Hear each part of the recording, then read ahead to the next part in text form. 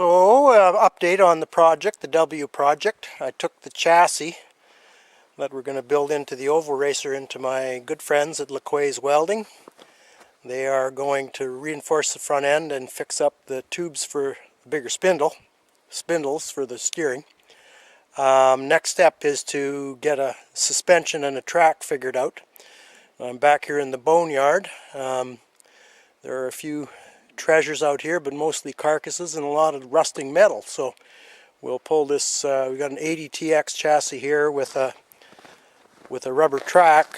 We're going to try to use that skid in our oval racer. There's the target. Here's a few of the other treasures. This is all for sale.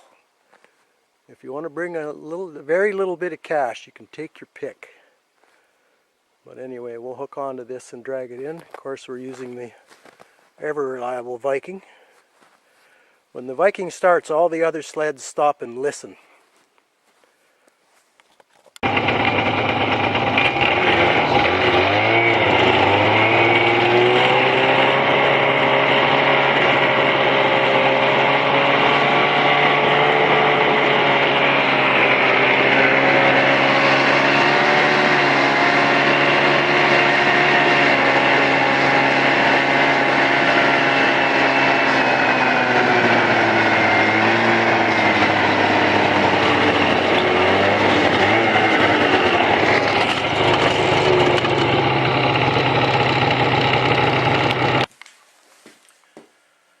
Right, well, we'll carry on.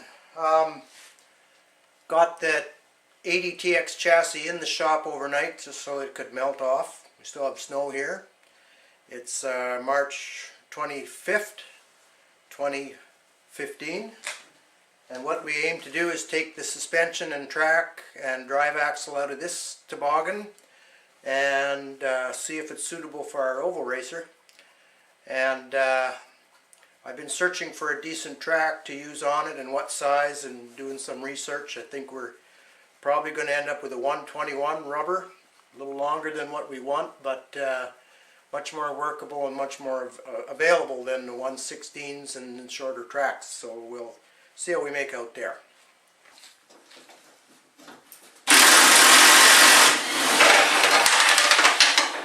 There's one broken bolt, therefore a buggered up cross shaft.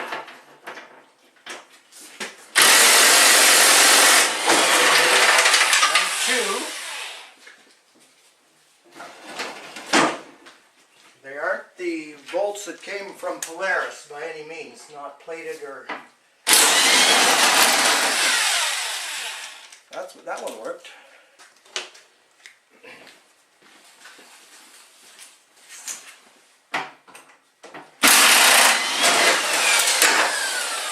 That's better.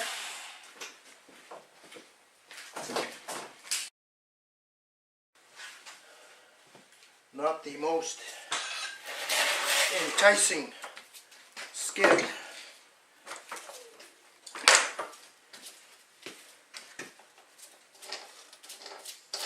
Lots of issues.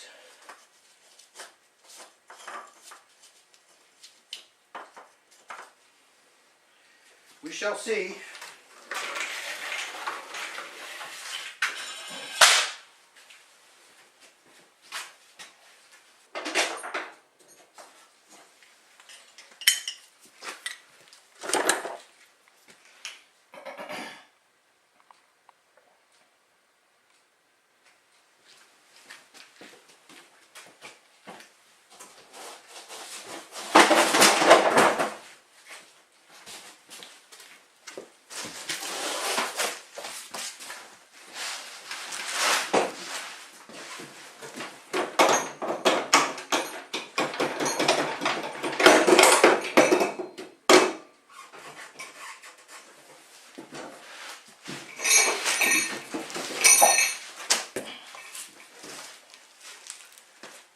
Another 9-tooth front drive axle.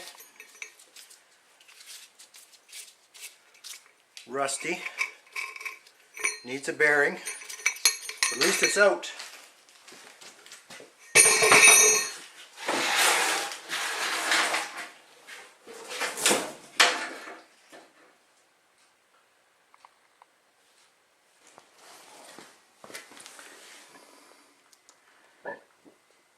A lot of the guide clips are gone. Ones that are remaining are probably ready to break off.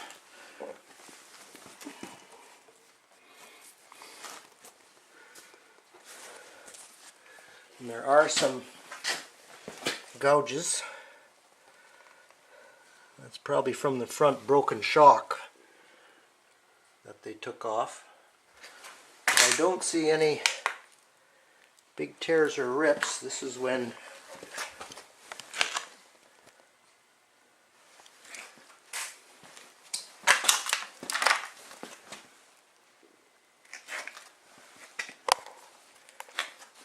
I think it's when Yokohama made Polaris's tracks. I'm not sure if this is made in North America.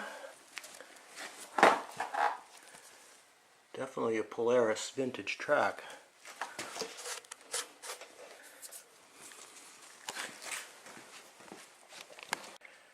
Now, as I was getting ready to do this project, I've remembered that we sort of got busted yesterday. A narcotics agent came in here and he must have been on the take because he brought some beer. I think they're Coors Light, by golly. And here's the evidence of his past presence. So if you see this guy, tell him those Coors Light were very much appreciated. Just thought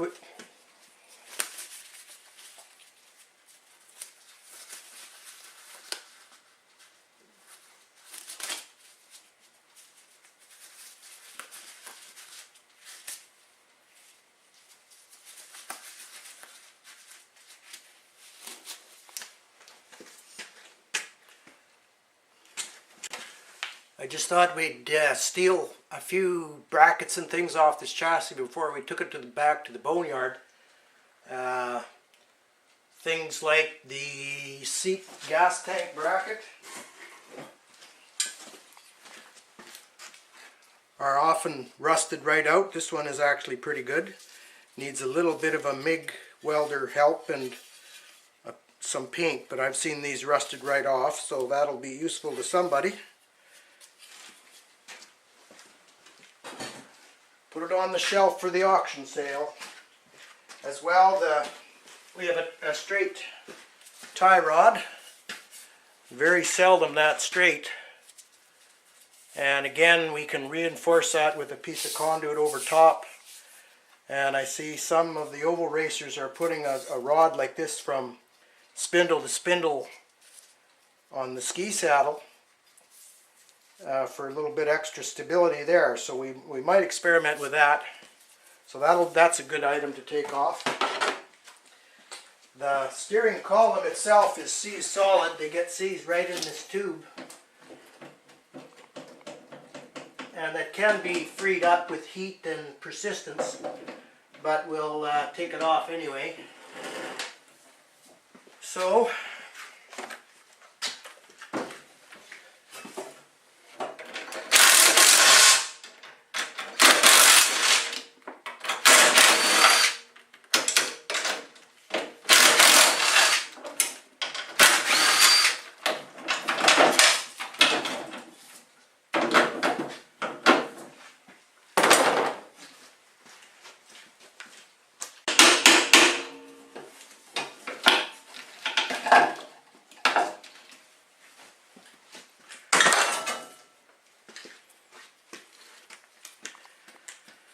somebody has changed that tie rod end. That's not Polaris OEM. It is seized right now, but that's a better quality tie rod because it's not stamped out of two pieces of flat metal like Polaris did and John Deere and so forth back in the day. Our brothers at Bombardier actually used better tie rod ends throughout, so it's we just want to get all the slop out of our steering, so that might be a good candidate for some penetrating oil. Better late than never.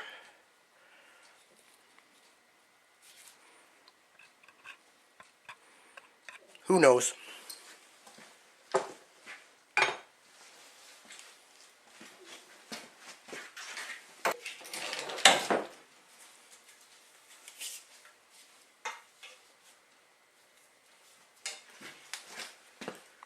This is seized as well. This is aluminum bottom bracket on the Polaris and a steel steering column, so they tend to become one after a while.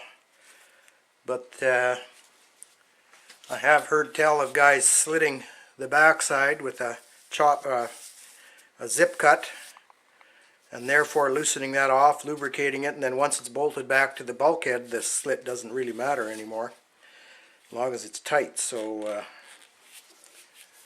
but we got lots of handlebars in better shape than this, so we won't worry too much.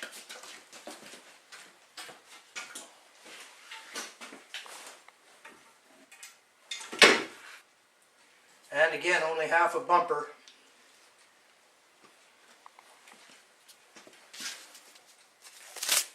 I think it's coffee time. Well, welcome back. My name's Al, and this is our continuing Project W oval racer build. It's March 29th today in Saskatchewan, and we got this rusty old skid out of a 80 TX. Somebody converted it to a rubber track, but this is a rusty mess. We're trying to tear it apart and do some modifications for ice oval racing, try to make it safe. But we'll just continue to take it apart. We've got some rusted shafts and seized things, so it's going to be a bit of a struggle. Well, first thing I'd like to do is get rid of the springs, which I sprayed some penetrating oil on here the other day, which is probably a good thing.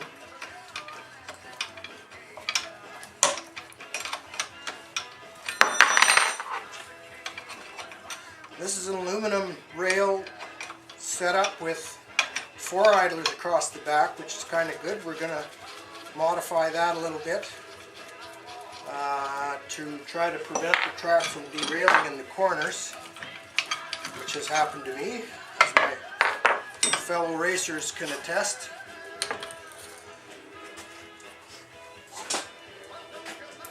And the top, all the bracketry is steel, rusty steel.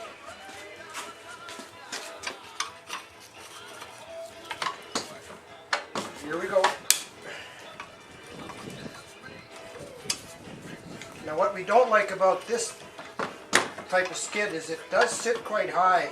The sled will sit quite high, and we want to get the center of gravity as low as you can on the race sled.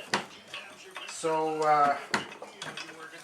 we're going to experiment. We're going to mount this in the highest mounting bolts in the tunnel, so that, of course, it'll be lower, if you know what I mean. But we'll also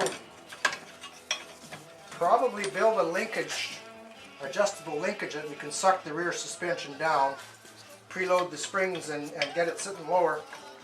I've used cables and clamps to do that on some drag race sleds, but I think we're worth, for ease adjustability at the track, I think we'll try to accomplish that. And if we would turn this bolt the right way, we'd eventually get it off, wouldn't we?